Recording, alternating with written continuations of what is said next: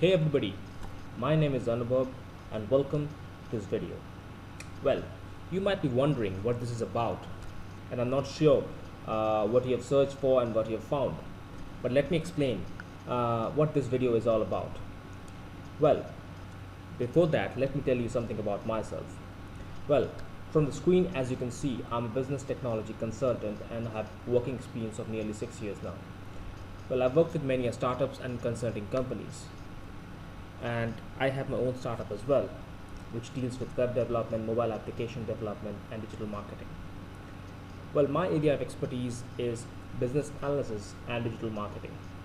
Well, although I tend to love a lot about marketing as well, and you might have heard of BCG matrix, you might have heard of the Potter's law, you might have heard of SWOT analysis, and I will be bringing a series of videos which will be beneficial not only for people who are working for startups, also but for the students who are into the MBAs and higher studies and who are into marketing. So without further ado, let me first begin the first video. But before that, one more thing. These videos are only for training purposes, and I would really acknowledge that if any of you are interested to learn more and to get in the details of the subjects, you are always welcome. You can just drop me a mail at the mail ID which I shall be sharing you later on in this video. So without further ado, let's begin the video.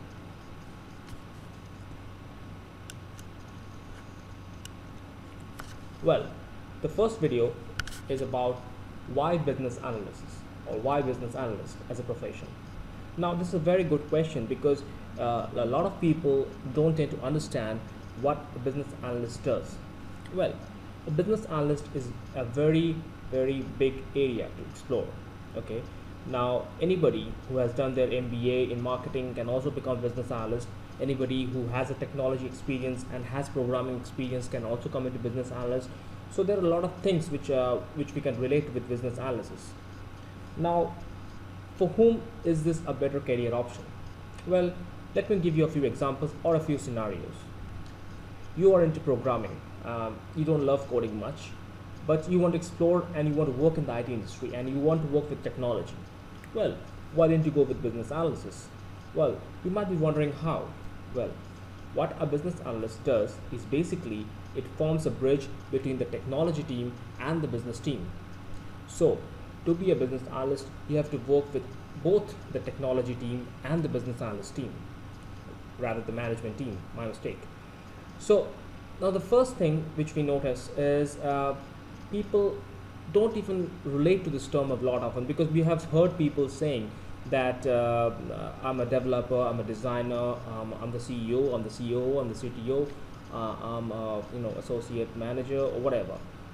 But if you are into technical line, you can also come into business analysis. If you're into management line, you can also come into business analysis.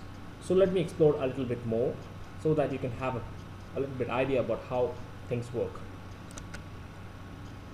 So the first thing to understand here is that what does a business analyst do?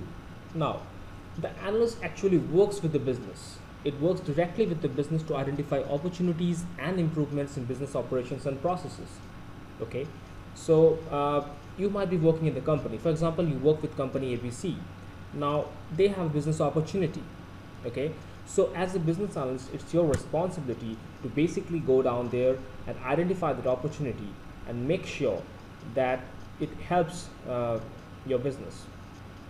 Okay, now how does it help your business?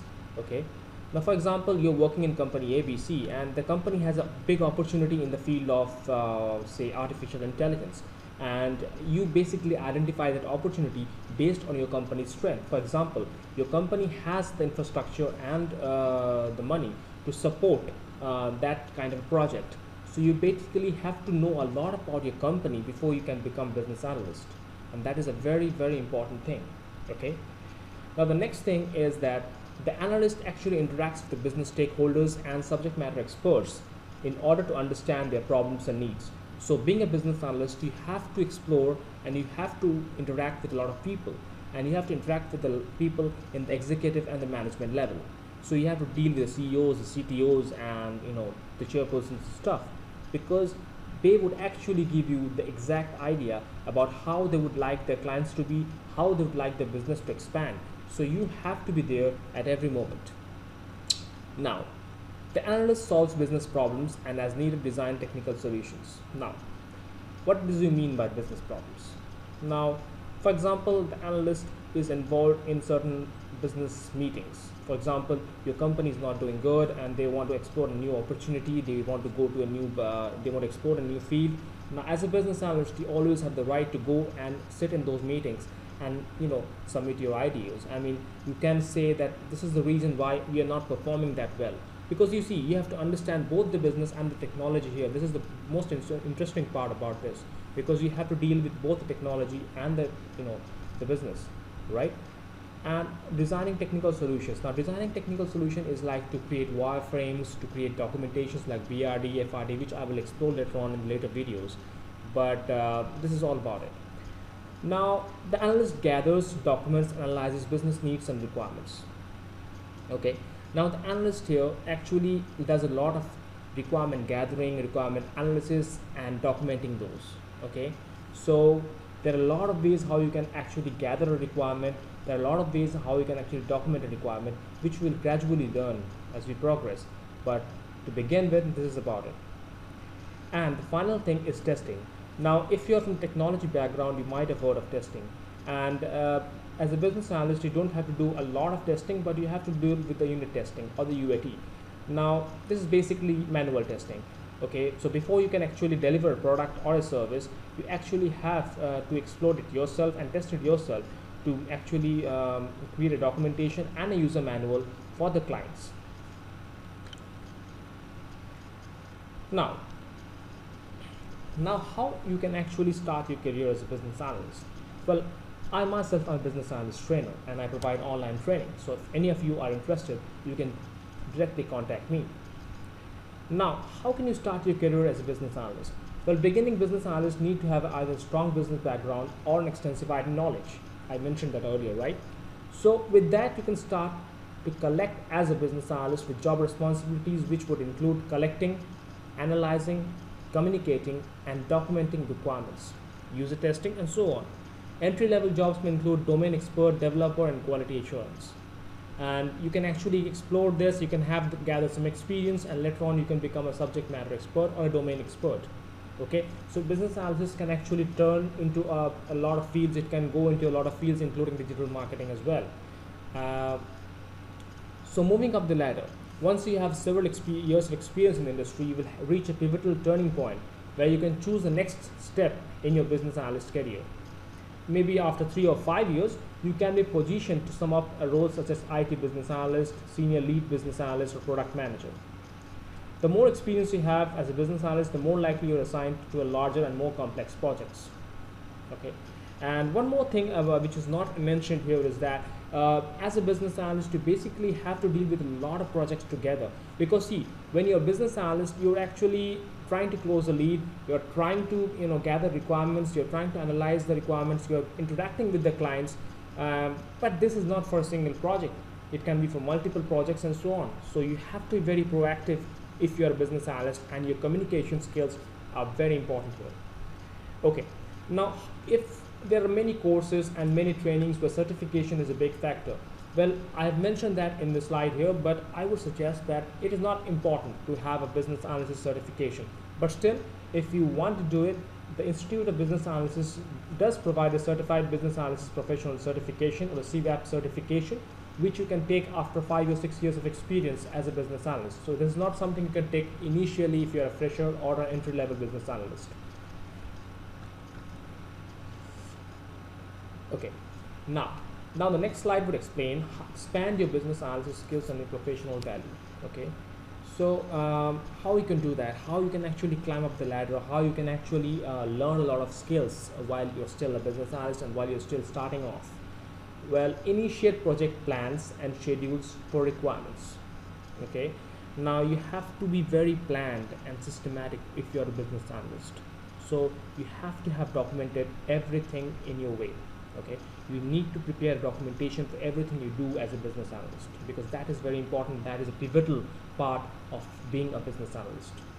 Okay, identify, analyze, and design process to enhance information flow. Okay, now you have to identify, you have to analyze, and you have to design a process through which you can actually, turn into a lot of information. Like for example, you can actually interact with a lot of teams together. Okay, so it needs to be in a process. It did not be a chaos, it needs to be in a process. Okay, uh, then develop superior strategies for gathering, documenting, and reviewing. Now, as mentioned earlier also, like, you have to have strategies, you have to have formulas, you have to have some ways and process how you can actually gather those requirements, your documentations, and reviewing. Okay, now the final part is understanding methods for dealing with requirement changes and their impact on testing and product quality. Now, requirement changes are part of any project. Okay, now you have to understand how you have to deal with it and how you have to actually manage those, because see, being a business analyst, problem solving is a big part of your career. Okay, so you have to deal with a lot of people, you have to manage problems, and you have to communicate well and plan well as well. So this is a very interesting profession because you get to learn a lot from this profession actually. That is a very good thing about this, and that is what I love about business analysis. So if any of you are interested to enroll and go for an online training with me, you can just drop me a mail at hello@anubhab.aspire.com, and I will be preparing more videos for you in the next few weeks, and not only with business analysis but also with digital marketing, which is another field of my expertise, and also with some other form of marketings like lead generation, stuff like that. So I hope you liked this video, and if you did, I would like you to share it with your friends, and I hope it will be really beneficial for you if you're trying for the career in business analysis or digital marketing or even marketing to a certain extent. So keep watching, subscribe, and share this video. Thank you for watching. Have a great time ahead.